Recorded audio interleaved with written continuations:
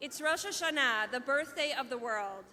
It is wondrous and complex, and today is the perfect opportunity to take a closer look at the habitats and creatures that we call our own. Here, we have a creature in its smallest form. It will take years for it to reach maturity. Scientists are still not sure how long it takes.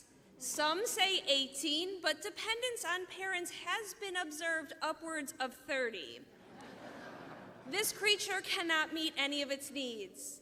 It relies on its parents far more than many other species for shelter, food, protection, and affection. Its natural habitat is a swing, a car seat, or a contraption that mimics a marsupial's pouch. You will never see this creature by itself. It must be surveilled constantly, as evidenced by the bobblehead of the parents. Here we have the creature in slightly older forms. They can do more for themselves, but not enough to be released into the wild. They still need protection and affection, but can feed themselves food and sit up without falling over. At this stage of growth, parents try to encourage learning, communication, and manners. You can find these creatures on the playground, at swim school, or at their grandparents'. They begin using tools like shovels and sippy cups. It's about at this point that chicken nuggets and pizza become the only food that these creatures will accept. And also at this time, no is the most common word the creature speaks. Here we have a teenager in their natural state. See how this specimen cleverly attempts to cover their face so as not to attract any attention? These creatures prefer a solitary home life, even though they depend on their parents for most necessities. These specimens require a lot of food, a lot of sleep, and constant Wi-Fi. They are commonly found in their bed or on the couch. This creature should not be trusted in the wild on their own, but at this point the parents are exhausted and have become permissive, so holding their breath, they release them out to the wild and pray they return the way they came without any new piercings or special friends.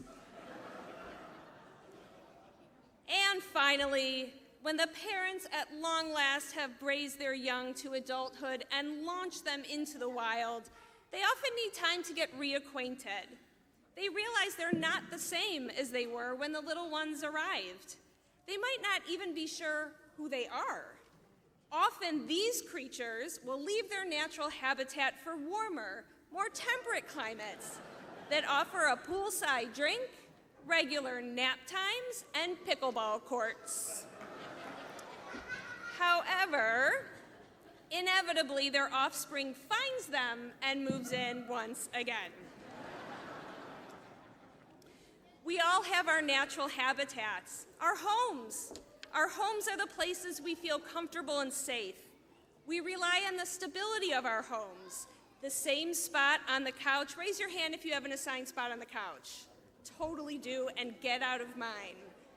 Our usual spot at the table, the same smell in the air, the same faces we see in the morning, at night. No matter how our family is built, inside each of our homes, an entirely unique ecosystem exists, a world of our own design. The food we make, the values we teach, the priorities we live by, each decision, celebration, and challenge we face shapes the environment inside our walls. God created the world in 7 days. We are creating our own worlds every single day.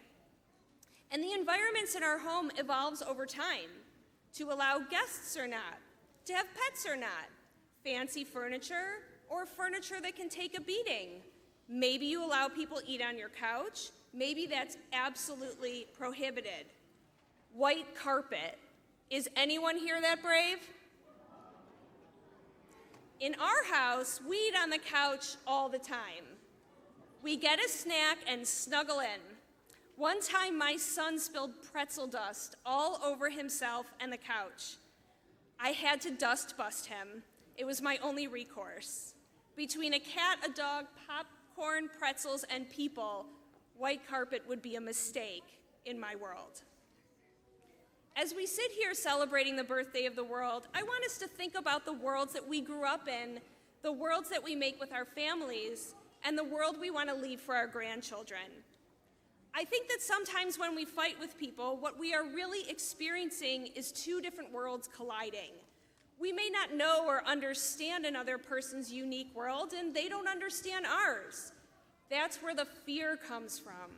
If someone's origin, house rules, and inherited values differ from our own, we may clash, and it may really not be malicious. It might just be that we don't yet understand each other's worlds. Sometimes we fight and hurt each other because we can't find that spot like we have in our homes. We feel out of place, and sometimes when we're uncomfortable, we don't have the best behavior. And when our hearts are broken by a best friend, we're shattered, and we ask ourselves, why? What did I do wrong? That's when we need to step back and ask, are we fighting about something that my friend doesn't even understand? Maybe in their world they weren't taught the importance of saying sorry or the loyalty we need to show friends. It is up to us to recognize that we navigate this world through the lens of our own natural habitats, and they navigate through theirs. Since inevitably the two lenses are different, sometimes the coming together and tearing apart can be just like an earthquake when two tectonic plates crash and tear apart. Most of us carry a few elements of our homes that we grew up in into the one we build on our own or with a partner. For example, in my home growing up, we were never allowed to say, "shut up." We were taught there was never and would never be a reason to use those words. Ryan and I carried this custom into the world we built together. We teach our children to take a breath before they speak and consider how they would feel if someone said something that hurtful to them. Many of us are determined not to carry over certain things into our current homes. And that's okay, and most likely that's great. It means your current habitat will not have behaviors that make us leaving sad, scared, or uncared for. This is how you ensure that your children and grandchildren will build their own unique homes, free of these hurtful behaviors. Think about the habitat you grew up in. What gave you comfort? For me, it was the smell of chocolate chip cookies and cucumber melon Bath and Body Works products. If your safe place was the home of a close friend or a grandparent's home, think about what it was that let you walk in the door, exhale, and feel content. Think about your habitat now. When you walk in after a long day, what helps you feel like everything is as it should be? Maybe it's the smell of your kids' microwave mac and cheese or the stink of dirty soccer socks. Or maybe it's total silence. Everyone is plugged into their respective devices in their usual places, and you smile, knowing everything is indeed as it should be. Maybe you've been blessed to experience all kinds of homes and habitats throughout your life. A baseball team, a dance class, your sorority, your poker or Maj group. Maybe your COVID pod has now become a proverbial home. The people who you sheltered with are in and of themselves places to land. What's great about an ecosystem is that it can adapt and change. It doesn't have to be the same tomorrow. We grow through change. Today, God said to us, "This is the entire habitat I created, but it's not enough. You are my partners, and you are responsible for creating, nurturing, and sanctifying your own little worlds." So when you go back to your home today, to the world your family has created, ask yourself some questions. Is it healthy for us? Do we all feel safe here? Is this a place we want to share with others? If you are a kid who feels comfortable at home and feels they have everything they need, thank your parents. They did that for you. If you are a grown-up and you feel like you have a happy home, do the same. Thank your partner or your kids for making that happen. And if you feel like you could use a little more shalom bayit, peace in the home, today is the perfect day to make that begin. We also hope that this year Temple Israel is a natural place for you to grow, learn, and feel safe.